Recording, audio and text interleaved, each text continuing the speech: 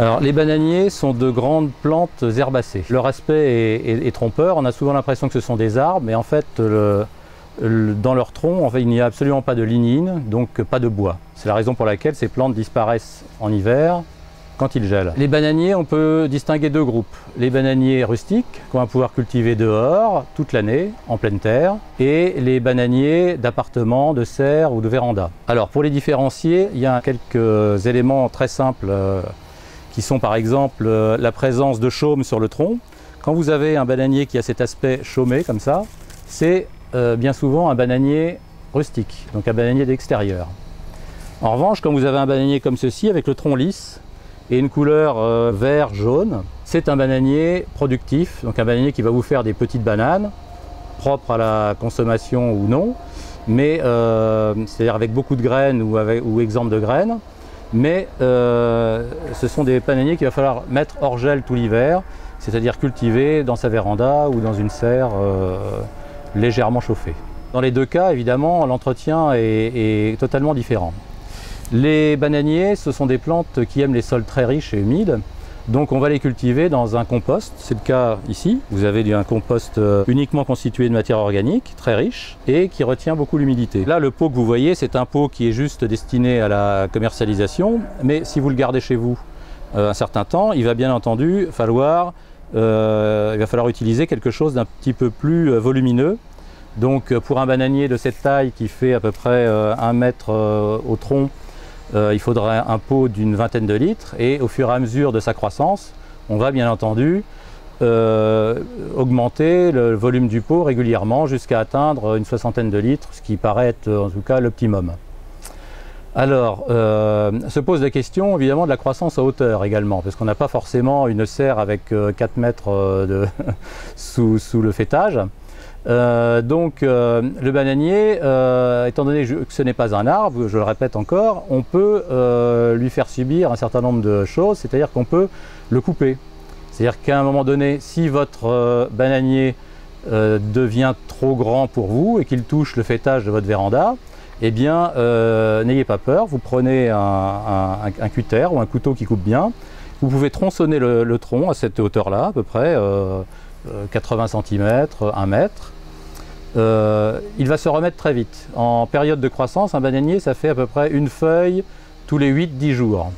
Donc vous voyez, en quelques semaines, il va tout de suite récupérer un bel aspect décoratif malgré ce qu'on lui aura fait subir. Comme ces bananiers sont très vigoureux et font des feuilles très rapidement, bien entendu, ils ne peuvent pas vivre que d'amour et d'eau fraîche. Alors d'eau fraîche, oui, certainement. Il leur en faut régulièrement.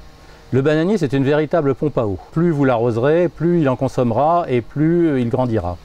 Mais il a aussi besoin de nourriture.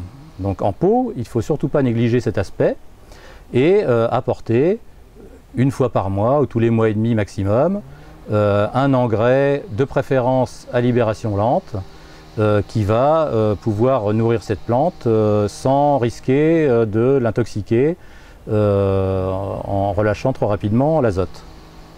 Donc voilà pour ce qui est de l'entretien du bananier d'intérieur. Les bananiers d'extérieur, on peut les cultiver également en pot, qui peut le plus, peut le moins, mais l'idéal c'est quand même de les cultiver en pleine terre. C'est comme ça qu'ils donneront le meilleur d'eux-mêmes.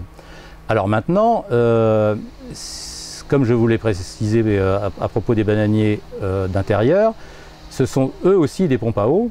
Donc il est hors de question de l'installer dans un sol trop sec. Ce n'est pas que la plante va mourir, mais elle ne vous donnera pas des résultats auxquels on peut s'attendre. Alors un bananier, il ne faut pas l'acquérir trop petit. Vous verrez souvent dans nombreux endroits des bananiers qui sont vendus très peu cher certes, mais dans des petits pots. Donc ce sont des bananiers dont l'origine n'est pas certifiée.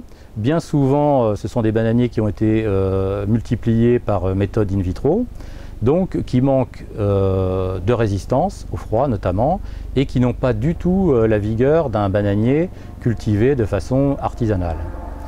Donc achetez toujours un bananier dans une taille un peu importante, un tronc de 80 cm de haut par exemple, ou un pseudo-tronc puisqu'il n'y a pas de bois, de 80 cm de haut semble être quelque chose de bien pour commencer la culture des bananiers. Alors, reste à savoir ce que ce bananier devient l'hiver.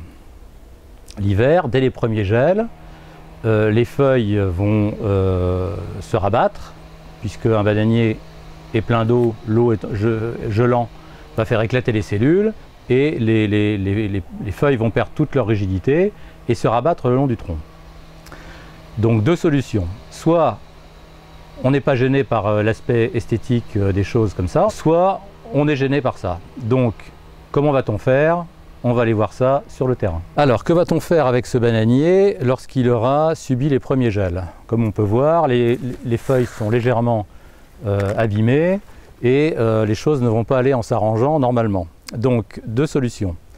La méthode douce, on va simplement se contenter de nettoyer et de couper les feuilles.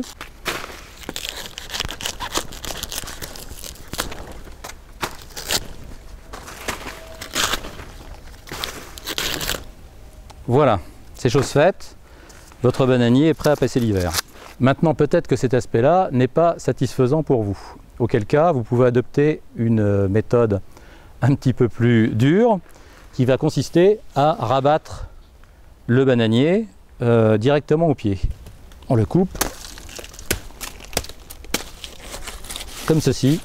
Et ensuite, la partie du tronc qui reste, eh bien, vous pouvez la mettre directement au compost. Traiter un bananier comme ça n'est pas sans conséquences. Alors, ça ne va pas avoir de conséquences directes sur la vie de la plante. Dès le printemps, il va repousser depuis le moignon de tronc qui reste.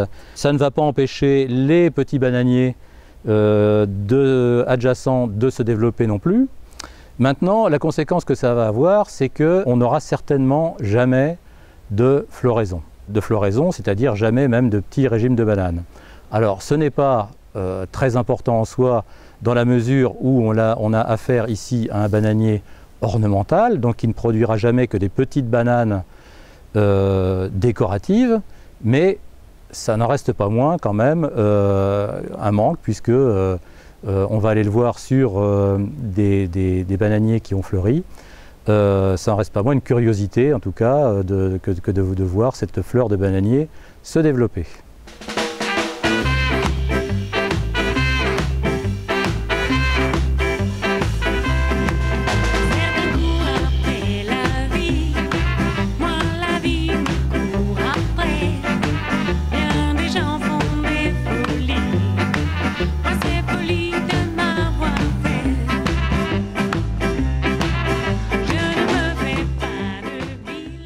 Donc voilà l'appendice floral du bananier.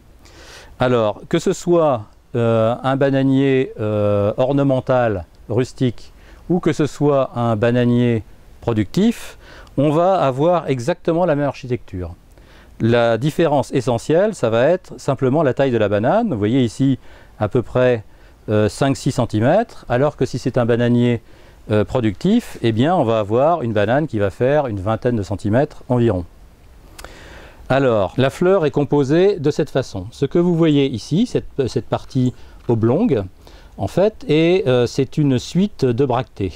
Alors les bractées, vous voyez, ce sont ces petits appendices qu'on trouve sous les fleurs en général, et qui, sur un rosier par exemple, produisent le bouton.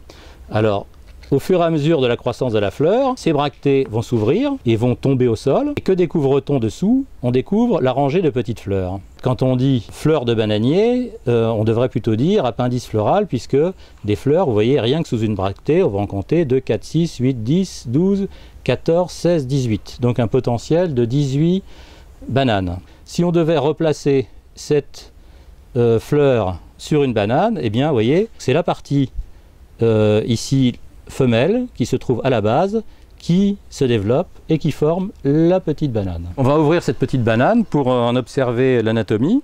On la coupe en deux. Et voilà, exactement, donc la pulpe.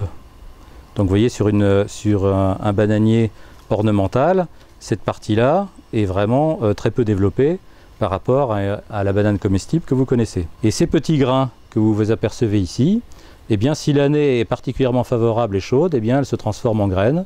Et à partir de ces graines, on peut éventuellement produire d'autres bananiers. Alors, sur les bananes comestibles que vous achetez dans le commerce, vous ne voyez pas ces graines.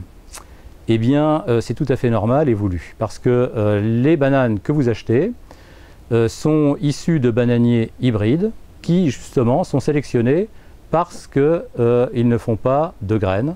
Parce que si vous aviez beaucoup de graines dans les bananes, eh bien ça serait très difficile à manger.